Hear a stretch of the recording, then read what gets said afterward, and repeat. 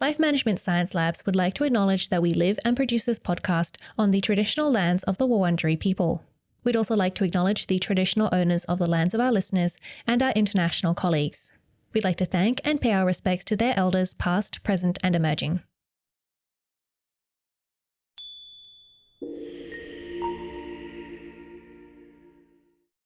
Hi everyone, and welcome to Room by Room, the home organisation Science Insights podcast, produced by LMSL, the Life Management Science Labs. We're champions of life management science, providing structured insights informed by science and inspired by practice on key aspects of conscious living. Each week we bring you scientific and practical insights on each element, with the expert knowledge of professionals in the field. I'm your host, Gabriella Yastra, coming to you from Naarm, Melbourne, Australia. Let's begin. Hello and welcome back to the show. In today's episode, we're exploring an unexpected intersection, the impact of renewable energy on cooking habits. As renewable energy becomes more accessible worldwide, it's transforming the way people cook, especially in regions previously reliant on traditional fuels. To help us understand these changes, we're joined by Matthew Shupler, who is currently a postdoctoral research fellow in the Department of Epidemiology at Harvard Chan School of Public Health. Impressively, Dr. Shupler has worked as a Global Health Fellow at the United Nations Foundation's Clean Cooking Alliance. He has also been interviewed by the BBC World News and has partnered with the World Health Organization to disseminate research on the health effects of household air pollution exposure. So we're extremely fortunate to have him here with us today. Welcome to the show, Matt. Thanks very much for having me. I appreciate it. Yeah, it's great to have you here. So before we begin, tell us a bit about your background and what sparked your interest in environmentalism. Yeah, sure. I'd be happy to. So I've always been interested in environmental science since high school. I remember seeing the movie by Al Gore, An Inconvenient Truth. And so I always knew I wanted to do something environmentally or climate change focused. During my master's, for part of my thesis work, I was working as a research assistant on a household air pollution study in Nigeria. And I really enjoyed that. And that kind of sparked my interest in focusing on air pollution, specifically household air pollution, because like many people, I hadn't heard about that or knew how important the issue was that it affected billions of people worldwide. So because of that, I decided to continue on with our research for my PhD and for several years of my postdoctoral work. And I've just stuck with household air pollution research and also some outdoor air pollution research. Wow, that's an admirable and interesting journey. I always find it really interesting how academics and scientists, it's like there's a seed of inspiration that speaks to them, resonates with them, and they stick with it and ride it throughout their lives. So that's fascinating and definitely commendable. But more in line with the topic for today, what would you say is the importance of integrating renewable energy into our daily lives, and particularly when it comes to cooking and household matters as well? Yeah, certainly. So renewable energy, so it's energy that's generated from renewable sources, meaning that there's no emissions. So as we know, climate change is a pressing issue in our world. And so we can think about incorporating renewable energy into our daily lives. And a big way to do that is in our household, in our kitchen, through appliances powered by renewable energy. And so it's about building a more sustainable lifestyle, helping the environment, and also having these renewable appliances, like for cooking, for example, can also help you save money and is good for your long-term health because it also can reduce air pollution in your home. Yeah, for sure. And I've also heard several arguments, counter arguments, I suppose, about how we should be holding large corporations and various industries to a higher standard when it comes to their environmental impact. But I suppose that the changes that we can make more immediately are the ones that start at home. So it's not really, it's not a matter of like it's not a binary thing, right? Like we can hold ourselves accountable and try and lessen our environmental impact, because that will undoubtedly help with the environment as well, and while holding large corporations accountable. Okay. Yeah, I was just gonna say, yeah, that's definitely true. There are definitely things we can do as individuals. Of course, that's not the only thing, and we need to have industries that represent a larger proportion of emissions. They need to make changes, but that doesn't mean necessarily that we shouldn't do any changes ourselves. Because as you mentioned, there are certain things we could do immediately to have impact in our daily lives. So I think we could try to do everything we can to make an impact. Yeah, for sure. And I believe this is a great preface for our topic for today as well. But before we go further into detail, I would love to get to know you better. So this is Have You Met Matt? And my first question for you is, what movie have you enjoyed recently? Yeah. Well, so I am a big tennis player. And so I saw the Challengers movie, which was actually filmed here in Boston, where I currently live. So I enjoyed that. I watched that this summer. That was a movie I liked. Right. And what do you like about it? Well, I think overall I might have made tennis more popular. It was kind of a drama movie. It had Zendaya, who's a famous actress. Yeah, it was more of a drama movie, and some of the tennis scenes weren't totally accurate, but I think it did a good job of just like capturing some of the like I guess stresses as a tennis player and just the dynamics that you have. And so I thought it was just really enjoyable. And I think that there's other people that I know that have like kind of picked up tennis or been more interested in trying it after seeing that movie because it was such a good movie. So yeah. Yeah, okay, that's interesting. And as for podcasts, are you listening to any at the moment? Yes, I like to listen to a variety of science podcasts. So my field is in air pollution and public health, but I also like to listen to broadly any science podcast. So like the BBC has a lot of podcasts. There's one called Health Check. I think the Climate Question. There's a variety of science related podcasts. Trying to think what else. There's I think it's called Climate Week, Science Friday. Also like other broad like political podcasts like The Economist. So a wide range, I guess, depending on what I feel like listening to that's in my feed that day. Yeah, and are there any in particular that you love to recommend to us? Um, I would say, just related to this topic, there's one called The Climate Question, which I think is really useful. There's another one called Climate Rising, I believe. So, yeah, those are just, I think, good sources for people that want to kind of delve more into climate change related issues. Right. Well, thank you for sharing that. And when it comes to people that you look up to, either in your professional life or your personal life, who have you found to be the most admirable? I would actually say in my professional life, so I'm working in the Harvard School of Public Health, and it's my direct supervisor, my boss. Her name is Stefania. I've been working with her about the last 3 years. Yeah, and I think with academic research, it can be challenging with trying to get grant funding for your research. It can be competitive and long hours. And I think she has done like really well at being supportive and being there for me and her other staff, and also encouraging us to kind of have good work-life balance when research can kind of take over. She's also, I think, been incredibly like resilient in her work. So it's just someone that I admire with her persistence and her, I think, just being well-rounded with her life and her research. So I think it's someone I definitely like eh, use as a role model.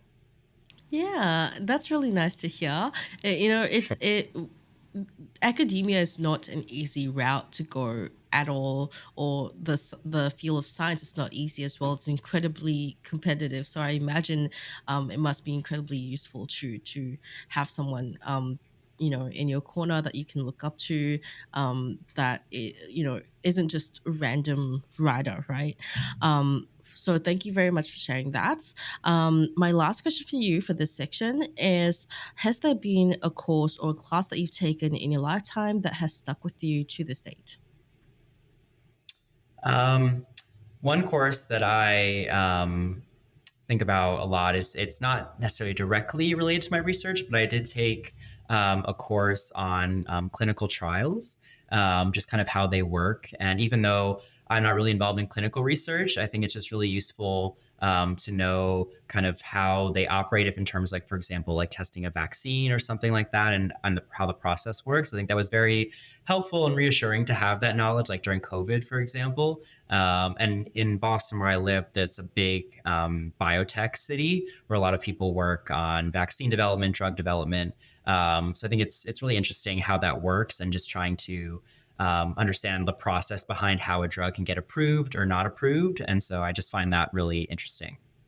Yeah, that sounds fascinating for sure. I wish I could take a random class about this, just, Yeah. for the sake of like learning and like knowing things.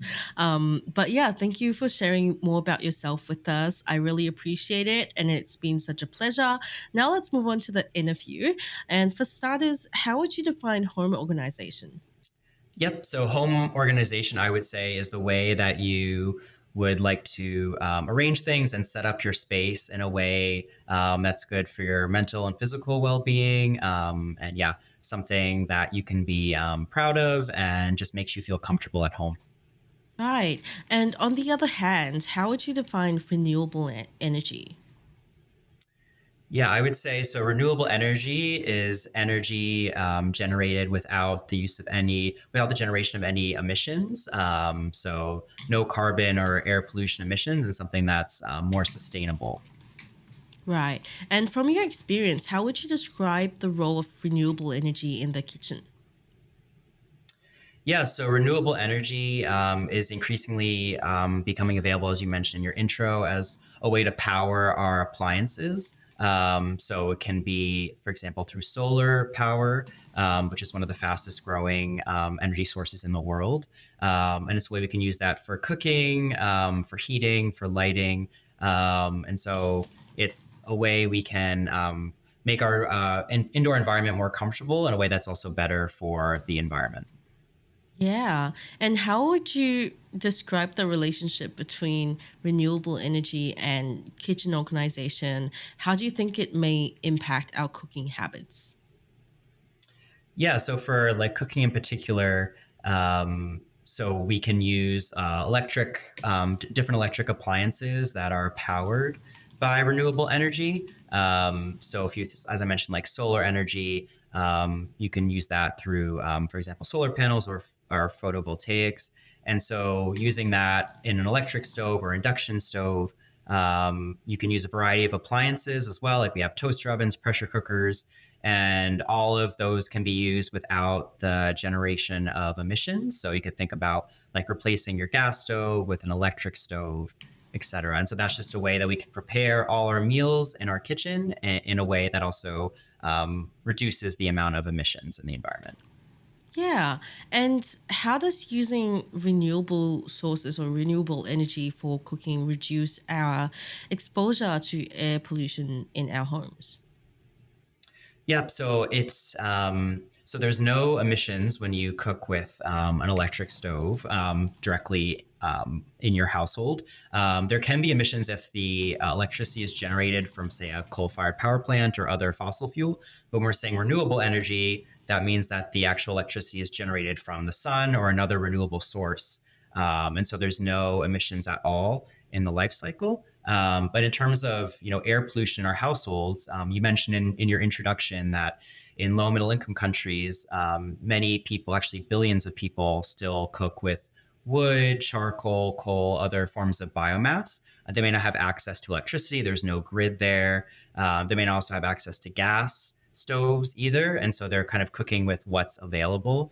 And so you can imagine cooking with these fuels inside your homes in some instances. If it's a small home with no ventilation, it's like setting up a campfire in your home. And you can imagine how smoky that gets. And so imagine doing that every single day, sometimes multiple times a day. The amount of smoke is a factor of 10 or 100 times what we can breathe outdoors in just our ambient air pollution or our ambient air. So it's very polluting. And so a lot of the work that I've helped and a lot of researchers are focused on is ways we can kind of speed up this energy transition, whether it's increasing access to gas, even though it's a fossil fuel, it may be less polluting than other forms of biomass like wood. But then the main goal is ultimately to transition to renewable energy, so electricity powered by renewable sources. And that's a big challenge in our field because, as I mentioned, they don't have the grid infrastructure, and so there's a lot of work on off-grid solar and other forms of electricity. But of course, we want to always accelerate that. I think the speed is not increasing fast enough. As I mentioned, there's still billions of people that still don't have access. So that's a big area of focus of research. Right. And in what ways would renewable technologies like solar cookers and whatever that you mentioned before also help to improve food security, particularly in low and middle income countries? Yeah. So in a lot of low middle income countries, there's issues with poverty, as you can imagine. There's many sources of stress for families, not only air pollution, but infectious disease and just being able to afford enough food for their families on a day to day basis. You can imagine that's a huge daily stress. And so I found in some research and other researchers as well that if you provide people with a cleaner stove, so whether it's renewable energy, or even a gas stove in some instances, it saves them a lot of time, first of all, from having to travel to gather wood. So they may have to go to a forested area, which can take several hours per week. They have to maybe make many trips. And so they're gaining time there. And because they can also control the stove, it's a more modern stove. Whereas you can imagine lighting a fire or like just cooking with wood, you don't really have as much control. And so the cooking can take longer. So you're kind of saving times both before cooking with just preparation because you have the energy right there. You don't have to gather wood, and then also just cooking faster. And so that time can allow you to cook meals faster. You may also have more time to generate income for your family because now you're saving hours per week and that compounds over time. And so you can use that to maybe buy more food for your family. You can also take on a new job, and that can also provide more income that you can use to purchase food. And also something as simple as having, say, like a double burner or double plate electric stove that allows you to cook multiple meals simultaneously, where previously using wood, you may only be able to cook one meal at a time. So now you're increasing the diversity of your food, which also helps from a nutritional standpoint. I think there's all these different avenues that can all play a role. And so when we think about, like, from a research perspective, when we're trying to measure health effects, it can also be improvements in just nutrition, not just reduction in air pollution as well. Yeah. And I'm just thinking, like, not like, well, to chime in here, for people in first world countries or in wealthier countries who are thinking, well, this doesn't sound like it would affect me that much. The thing is that having an electric stove makes the cleaning process so much easier than a gas stove as well. So it does save you time, even if you're not in lower or middle income countries. And I think just, you know, like it really helps with the process of cleaning up and resetting the kitchen. And people in first world countries are so obsessed with the idea of efficiency, right? This is going to help you Okay. with your efficiency as well. Yeah, but what are your thoughts on that? Yeah, I agree with what you said. And I also can add that we probably don't realize sometimes all the different appliances we may have in our kitchen that are powered by electric. So we may have a toaster, we may have a kettle to make tea. We have our oven, we have our stovetop, we have a pressure cooker, a rice cooker, and all those different things that offer different ways and conveniences for us to cook food the way that we want. And sometimes, if you think of pressure cooker, you kind of just leave stuff in. It's so convenient and it just kind of cooks while you're away at work, for example. So all of these different appliances are just useful for us. I think when we're thinking about, little low middle income countries, it's useful that they have the infrastructure they can support all these different appliances because it's very hard to just have one tool to cook all your meals. So we can appreciate just how convenient electricity makes all these different methods of preparation for us in the kitchen. Yeah, for sure. And coming from an Asian family with a lot of Asian friends as well, when we talk about adopting electric stoves instead of gas stoves, the number one concern is, oh, but I need that harsh fire to make my wok fried rice or like wok fried noodles. But I think like a good way to, I suppose, adopt an electric stove while still having the option of a large fire, even if you have like a portable gas stove on hand and use that only for whenever you need that for your cooking, and on a regular basis you use the electric stove, that sounds like it would help a lot. But I was wondering what your view on that is as the expert. Yeah, no, I agree with what you said. The goal is to kind of minimize our use of, we may refer to them as like polluting fuels or fossil fuels or other biomass fuels like wood.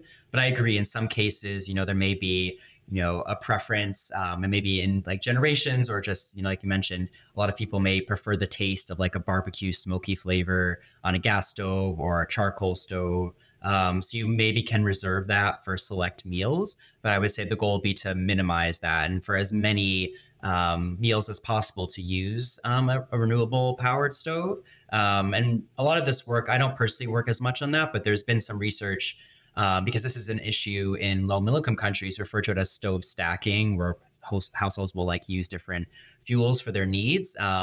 And a variety of reasons. One you mentioned was kind of a cultural taste preference reason. But the goal is to provide maybe some recipes or education on different ways they can prepare foods on an electric stove. Because in some cases, it may be the first time that a family is ever cooking with electric if you provide them with a stove. And so it's like any new technology. There's a learning phase. Like if you get a new phone, you may not know how to use it if it's a smartphone the first time you get one. So it's also important to kind of educate and show people different ways they can use that electric technology to cook different meals. Yeah, 100%. And we've talked a little bit about this like difference in the levels of resistance when it comes to adopting renewable energy for cooking. And we've talked about the cultural part of that. So I was wondering if there's any difference when it comes to different gender preferences and gender norms.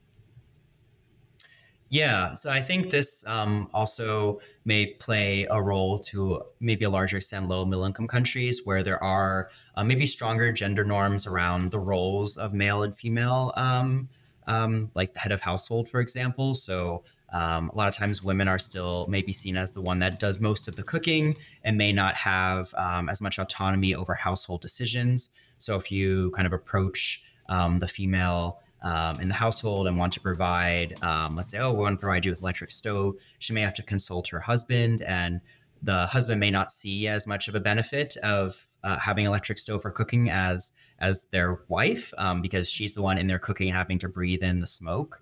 And so we do find sometimes that if there are women that have more control over household decisions, they're likely to prioritize modern cooking or renewable energy or just using electric or gas as opposed to wood in these countries because they see the value more. And so in some cases, it may take time to actually educate their husbands or the men or those who are in charge of financial decisions or who will ultimately decide whether or not to purchase a stove. And so that does play a role. It's not only talking to the person in charge of cooking, but there may be these other complex dynamics, and it's difficult to navigate, especially there's all this nuance. But that's something you definitely have to account for because, as you can imagine, with any household decision, even when we're thinking about making a big purchase, you kind of talk with others, and so you kind of want to try and involve as many people in the decision making process.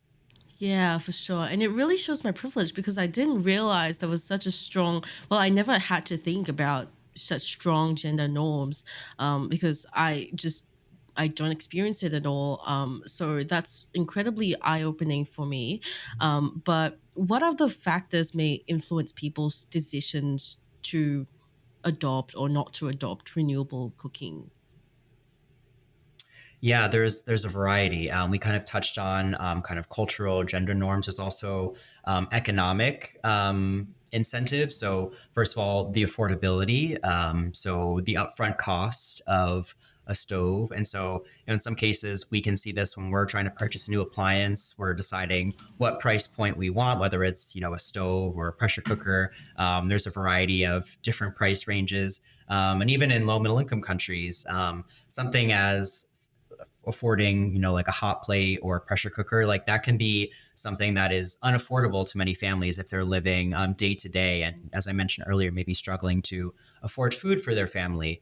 And so having just access to the appliance may be something that they can't afford.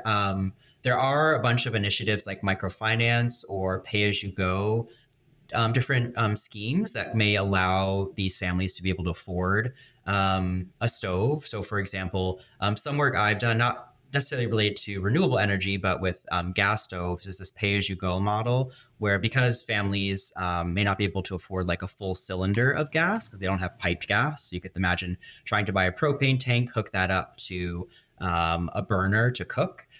There's companies in operating in sub-Saharan Africa and other parts of the world that will allow families to kind of pay for fuel in small increments rather than having to pay for all the fuel in the cylinder at once. And so, because there's been a proliferation of like mobile money, they can actually just pay from their phone. The company can track their usage. And so they kind of pay as they cook, or pay as you go, as it's called. And so they can use that and just pay whatever money they have to use maybe 15 or 30 minutes of gas every day as they wish, instead of having to buy, all the entire cylinder, which may be, a month's worth of cooking. And so kind of you could think of combining these financial tools with the energy to just make it more accessible to families. So the economic is another huge barrier in some cases. I would say also there's just the kind of technical side. So if we're talking in terms of renewable energy, so you need grid electricity, which we are privileged to have in where we live. In some cases, there's no grid electricity, or it can often be unreliable. So there's a lot of power outages, load shedding. This has kind of been something that's plagued South Africa quite a bit, where there can be scheduled load shedding or just power outages that are unexpected. And so you can imagine, just when you're trying to cook every night and you're not sure if you're going to actually have the electricity, that can be stressful, and say, okay, am I going to be able to prepare this food? And so just having that infrastructure and support. And also, just if you have, an electric stove, you want to also make sure that if something goes wrong with the appliance, you have maintenance, or you have like a network or someone that can help you. So that's also important as well. So it's having that technical support and just the reliable electricity. And I mean, I think mention briefly at the beginning, there's also kind of a big push for kind of these off-grid solar or solar home systems. So you're not actually connected to a grid. You can generate it yourself, whether it's like through solar panels.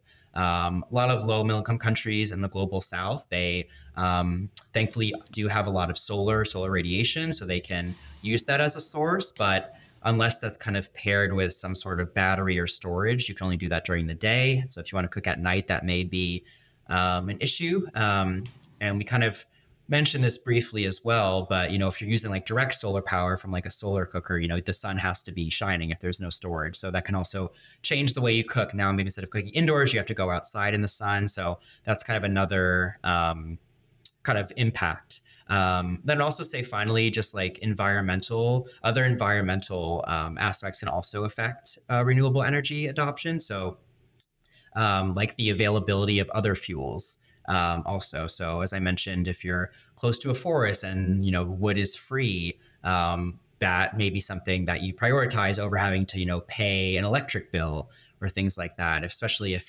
money is tight in certain situations. And also, as I mentioned, is having a suitable place for cooking. So if you have to cook outdoors, maybe you may fear for your safety, you don't want to leave the food sitting out there. So it's also having a comfortable place to cook, whether it's indoors or outdoors. And so this environmental factors, when you think about where you're cooking, can also play a role in whether or not you think using a renewable powered stove for cooking is useful for you.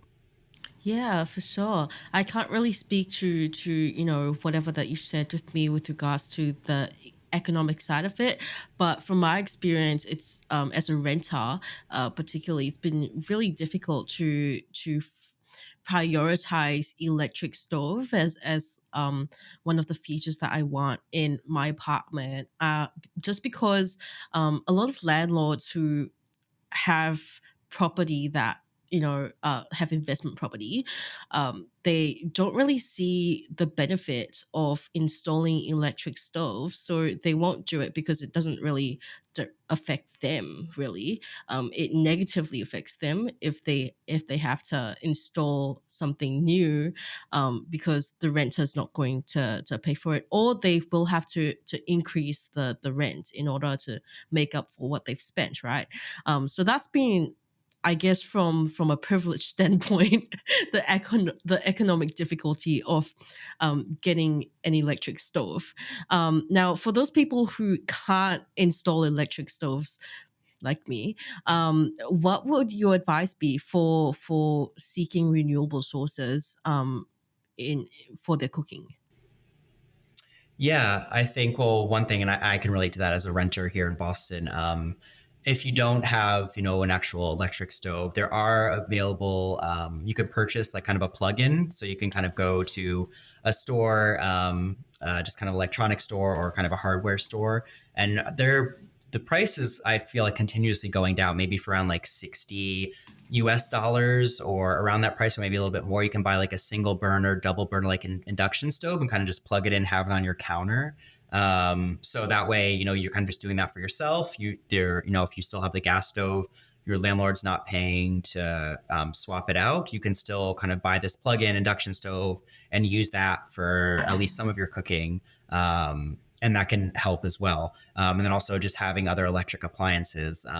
As I mentioned, you could have like a kettle if you want, instead of having to, maybe, heat up on your gas stove, you can like buy a plug-in kettle, because if you're having, tea and heat and boiling water every day for other purposes, that'll also be a huge switch to electric. So there are these kind of things you can buy, and they're very portable, which is great. So that way you buy this stove, that's an induction plug-in. So if you move to a new apartment, you can just take it with you, and in case that electric stove isn't available. And I think in the U.S., increasingly there's some states that in new properties, so new buildings or apartment buildings, are actually outlawing the use of gas stoves. So all new buildings, I think it's New York and California so far. There may be others, that they have to put in electric stoves now. So I think there's going to be a bigger focus on that. And that's kind of been in the news, I think, in the last couple of years about like gas versus electric cooking. So there is, I think, more attention to this renewable energy, and also just like air pollution in our homes. So hopefully it becomes easier over time. Yeah, that's wonderful. I hope that kind of policy travels here as well.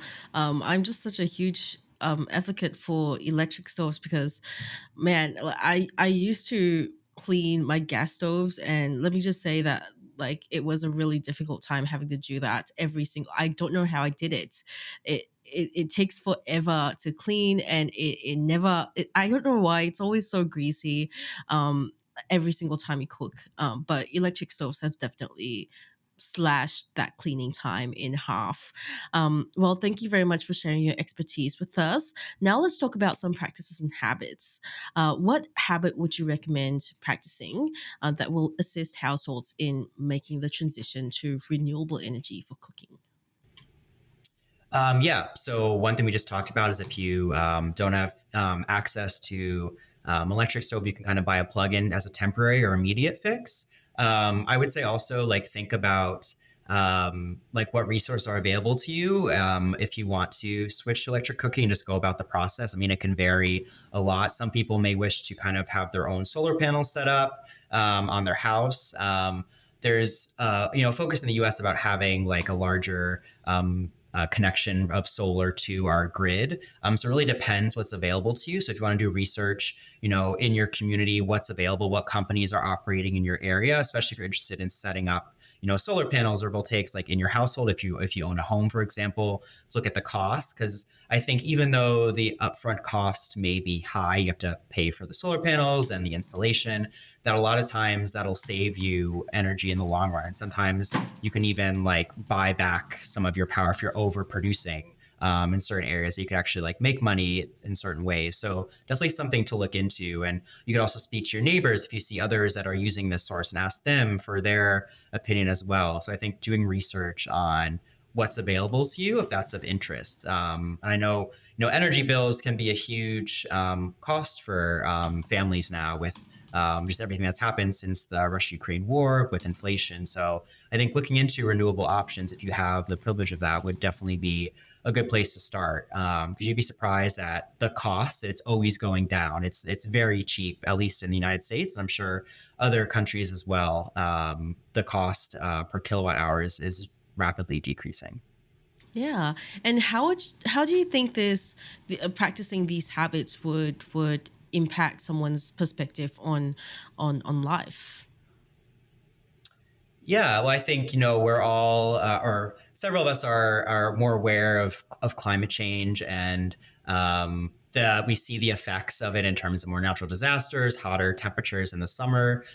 Even here in Boston now, it's been pretty warm and abnormally warm, and probably other parts of the world too. And so I think we're talking about at the beginning of this podcast about ways we can make an individual difference. There's ways we can do that with food, the food we cook, like preventing food waste and having more energy efficient homes. And a important way to consider, or important thing to consider, would be having renewable energy in your home. And so I think that would just make you feel like you're doing, playing a role. And in addition to just you can maybe encourage your neighbors. They'll see that you set it up, and they might have questions for you, like, oh, how do you like it, or how easy was it to install? And so you could also have this like downstream effect. And I think over time, if we have more and more people that are showing interest in solar energy, it's kind of like this market capitalism that just becomes something that's more available and cheaper. So it's kind of like we have to take the initiative sometimes as consumers to kind of prioritize this. And I know it's difficult and easy for me to say because everything is expensive, it seems. So it's hard to prioritize that. But I think it's something that you could definitely look into, especially if you want to play a larger or have a larger benefit on slowing climate change. Yeah, for sure. I'd say a good way of looking at it is, take it one step at a time. There's no need to. Sometimes people who are conscious about the environment and haven't really taken these changes into account yet or incorporated them into their lives may feel some sort of guilt for affecting the environment negatively. But it's all about the balance here. Remember that you didn't make this conscious decision to destroy the environment or anything like that. This is how the system is. We're trying to make a step towards um the step in the right direction, and that's all that matters. And you just take it one step at a time. There's no need to go out and redo everything tomorrow. Yeah, I think. What are your thoughts on that? Yeah, that's a great perspective. It's important to not be too hard on yourself, because we understand that we're living our lives. There's a lot of stressors, and sometimes we think we want to do more. But I'd say, yeah, you have to celebrate these small wins and do what's manageable to you. So I totally agree that taking one step in the right direction is better than nothing. So that's a great outlook just to have in life in general, I think. Yeah. Yeah, well, thank you very much for joining us today and for sharing your expertise. It's been such an insightful conversation for me. Now, let's move on to the open mic section. This is your chance to talk about anything that you're passionate about, and it doesn't have to be related to the topic. So the floor is entirely yours, Matt. Please take it away.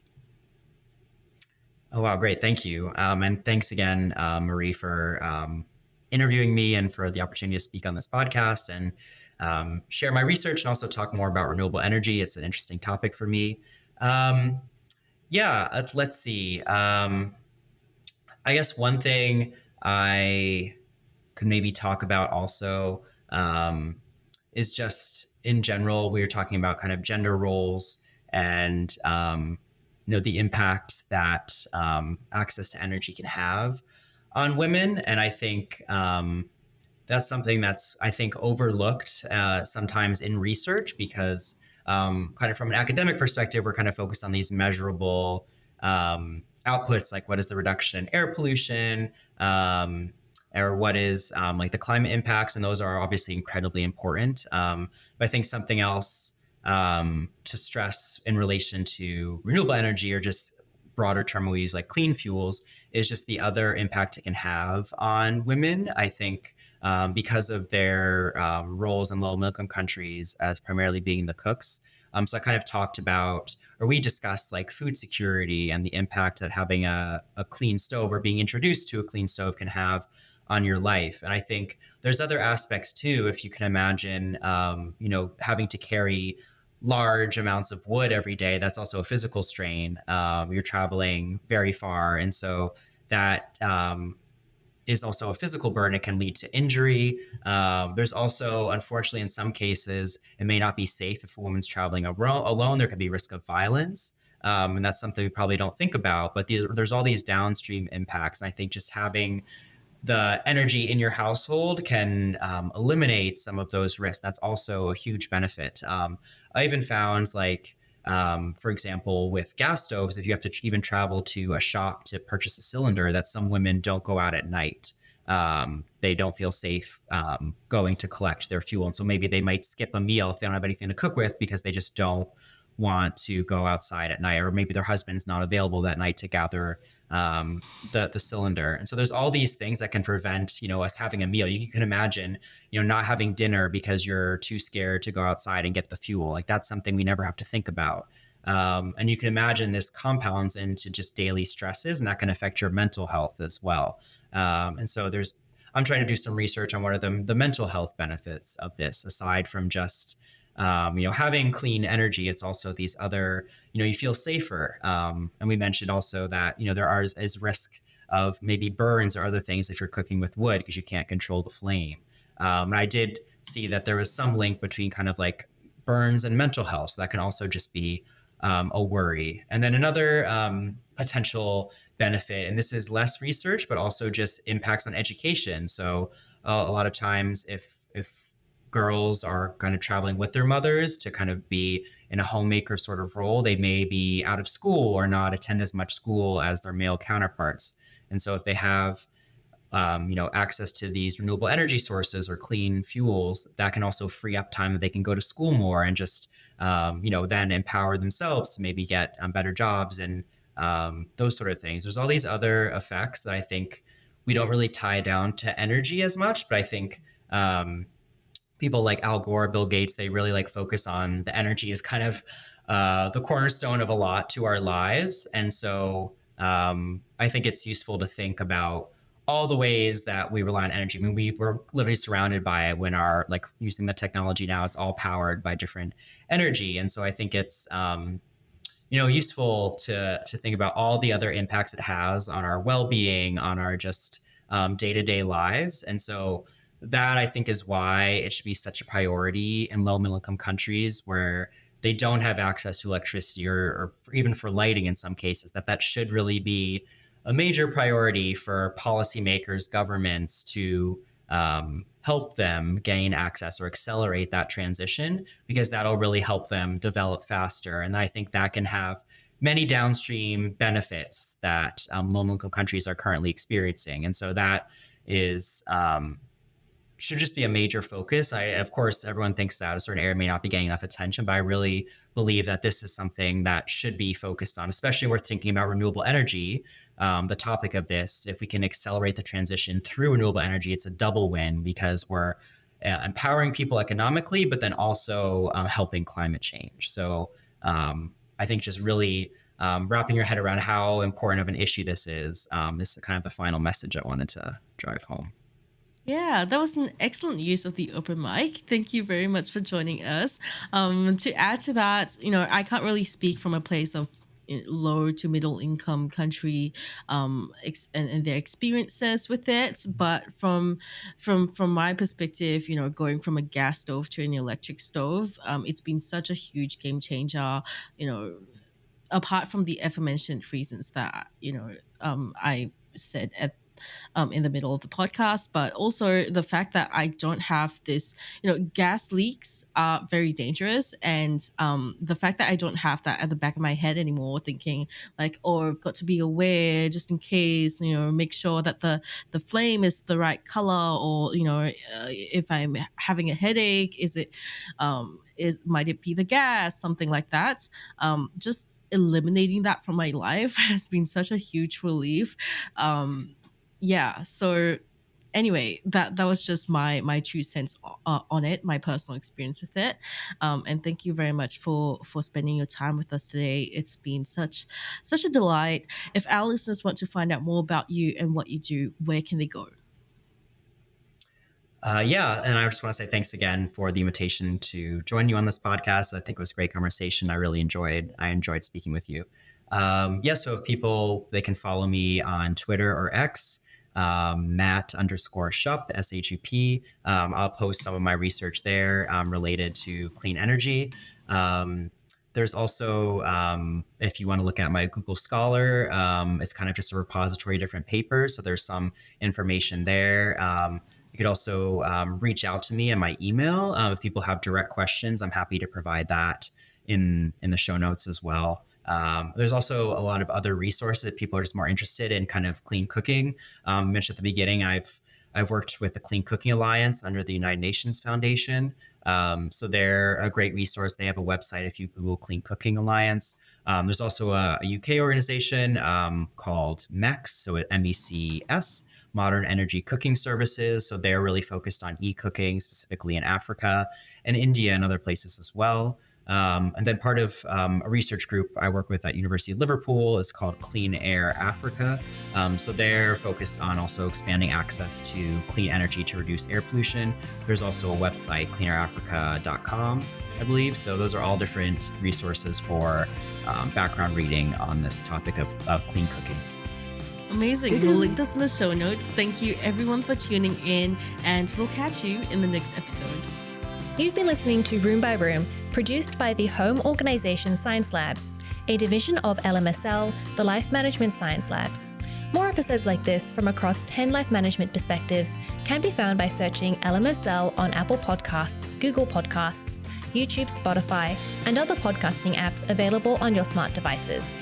If you enjoyed this episode, please consider rating our show, sharing it, and subscribing to our channel, as it helps other people find it so we can grow and bring you more quality resources. More of our work can be found on our website at ho.lmsl.net, where you can join our movement. I'm Gabriella Yastra. Thanks for tuning in.